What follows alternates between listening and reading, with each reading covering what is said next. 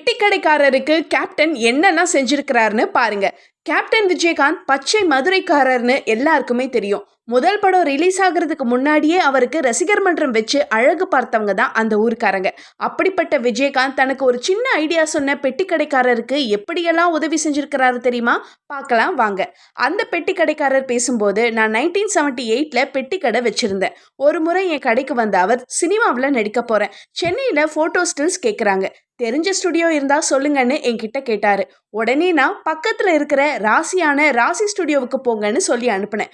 எனக்கு நல்ல மனசுக்காரரா இருக்கிறாரே, சினிமாவில் பெரிய ஆளா வருவாரு அப்படின்னு எனக்கு அப்ப தோணுச்சு.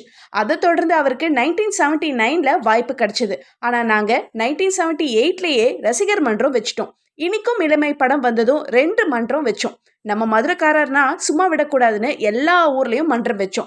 என் கல்யாணத்தை நடத்தி வச்சதோட என்னுடைய 2 மகள்களுடைய கல்யாணத்தை நடத்தி வச்சு 25 பவுன் நகை போட்டாரு. எனக்கு மட்டும் இல்லை, பல ஏழைகளுக்கு கல்யாணம் செஞ்சு வைக்கிறது, படிக்கிற பசங்களுக்கு உதவித்தொகை, நோட்டு புக்கு வாங்கி தரதுன்னு எல்லாருக்குமே உதவி செய்து அழகு பார்த்தாரு அப்படின்னு நெகிழ்ச்சியா கண்ணீரோட பேசினாரு அந்த பெட்டி கடைக்காரர். கேப்டனுடைய அன்புக்கு சொந்தக்காரரா இருக்க எவ்வளவு கொடுத்து வச்சிருக்கணும்ல.